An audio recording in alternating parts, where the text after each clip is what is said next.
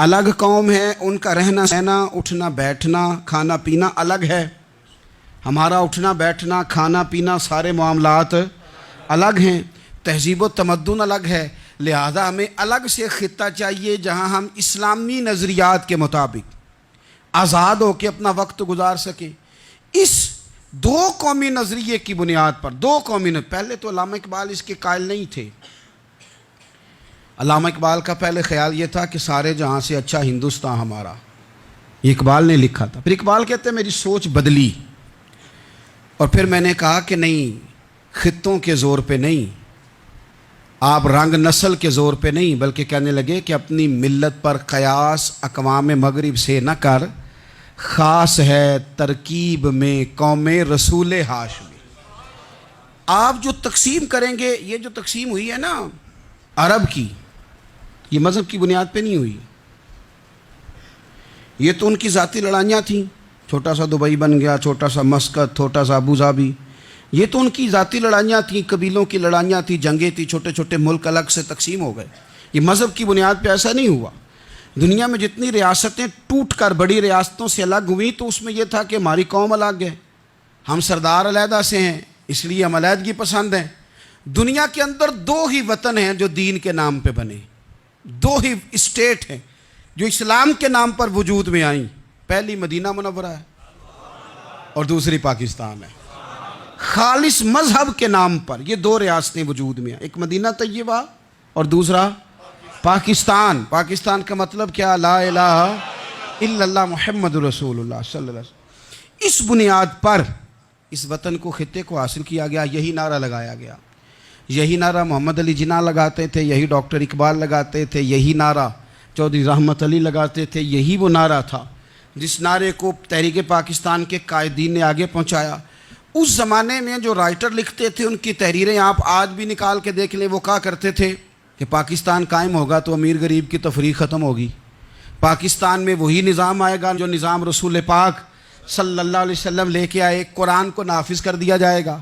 یہ اس زمانے کے لوگ لکھا کرتے تھے، بیان کرتے تھے، اسی کا ابلاغ ہوتا. پتہ نہیں پھر کس کی نظر لگی، کیا ہوا، اور تحریک پاکستان میں جذباتی طور پر علماء نے کردار ادا کیا. علماء نے حضرت مولانا عبدالحامد بدایونی، حضرت مولانا سید نعیم الدین صاحب مراد آبادی، حضرت مولانا عبدالعلیم صاحب میرٹھی، اور ایک بڑا نام امیر ملت حضرت پیر سید جماعت علی شاہ صاحب محدث علی پوری، 100 سال سے زیادہ عمر کے بابا جی تحریک پاکستان کے لیے جلسے ہو رہے ہیں. بابا جی سے اٹھا نہیں جاتا، تو جس طرح 4 لوگ چارپائی پہ جنازہ اٹھاتے ہیں، اس طرح 4 لوگوں نے چارپائی پہ بابا جی کو اٹھایا ہوا ہے، امیر ملت سید زادے، اور چارپائی ان کی اٹھا کے جلسوں میں لے جائی جاتی ہے اور وہ تقریریں کرتے ہیں اور کہتے ہیں سنو بھائی، جو مسلم لیگ کو ووٹ نہیں دے گا پھر ہم اس کا جنازہ بھی نہیں پڑھائیں گے، جو ووٹ نہیں دے گا ہم دفن بھی نہیں ہونے دیں گے اپنے قبرستانوں میں، جو ووٹ نہیں دے گا ہمارا مرید ہی نہیں. اتنے جذبات میں لا کے 40,000 لوگوں نے قربانیاں دیں.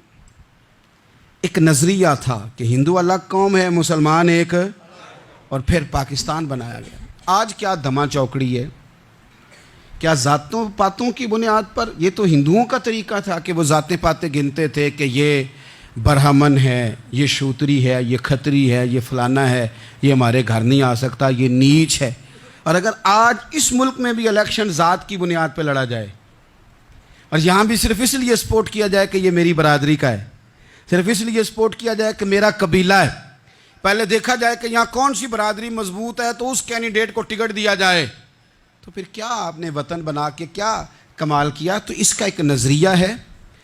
کیا نظریہ ہے؟ کہ مسلمانوں کا رہنا، اٹھنا بیٹھنا، کھانا پینا الگ ہے. دیکھو ایک سادی سی بات ہے، یا آپ نے داڑھی رکھنی ہے، مونچھیں رکھنی ہے، تو اس پر بھی نبی پاک صلی اللہ علیہ وسلم نے کہا کہ الگ سے تمہاری شناخت ہونی چاہیے، الگ سے. فرمایا تم نے یہودی چونکہ مونچھیں بڑی رکھتے تھے، فرمایا تم نے داڑیاں بڑی کرنی ہیں، مونچھیں پست رکھنی ہے، یہودیوں کی مخالفت کرنی ہے. یہ لفظ ہیں حدیث میں ساتھ. سادی سی بات ہے نا، پگڑی باندھنی ہے، باندھ لے کوئی آدمی. ہمارے پنجاب میں لوگ پگڑی بھی کہہ دیتے ہیں، صافہ بھی کہہ دیتے ہیں، کلا بھی کہہ دیتے ہیں، جو جس کے من میں آیا. لیکن حضور نے تاکید لگائی، فرمایا خاص ہے یہ بھی، یہ اسلام کا کلچر ہے، کلچر الگ سے ہے۔ فرمایا یہودی بغیر ٹوپی کے سر پہ پگڑی باندھتا ہے، تم نے پہلے ٹوپی پہننی ہے پھر پگڑی باندھنی، یہودی کی مخالفت کرنی۔ یہ الگ کلچر ہے، الگ تہذیب ہے مسلمانوں کی، خاص ہے ترکیب میں قوم رسول ہاشمی۔ آپ کی عدالت میں وہ والا نظام نہیں ہوگا جو امریکہ میں ہے، آپ کی عدالت میں وہ والا نظام نہیں ہوگا جو برطانیہ میں ہے، آپ کے پارلیمنٹ میں وہ نظام نہیں چلے گا جو یورپ کا، برطانیہ کا، فلانے کا فلانے کا ہے۔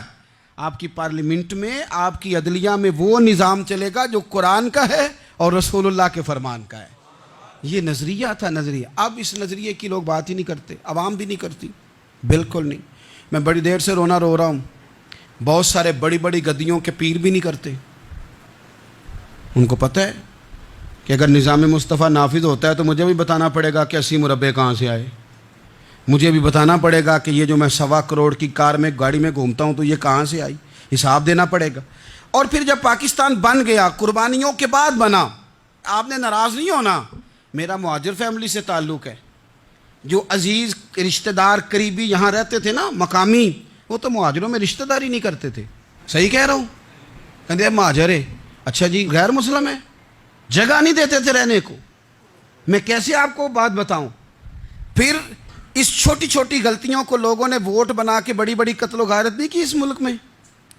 اتنا بڑا تکلیف والا منظر تھا۔ میرے دادا جی کی فیملی ساری پاکستان آئی تھی، دادی کی نہیں آئی تھی۔ 97 میں میری دادی کا انتقال ہوا، وہ آخری دن تک رویا کرتی تھی، جی پتر پتہ نہیں میرے پرا ہیں ان کے فوت ہو گئے نے، پتہ نہیں میرا کوئی چچا ہے کہ سارے چلے گئے۔ کس لیے آپ نے، اگر یہی دھما چوکڑی سیاست کی کرنی تھی، ذات پات آپ نے رکھنی تھی تو وہاں کوئی دکھ تھا؟ یہ تماشے تو وہاں بھی ہو رہے۔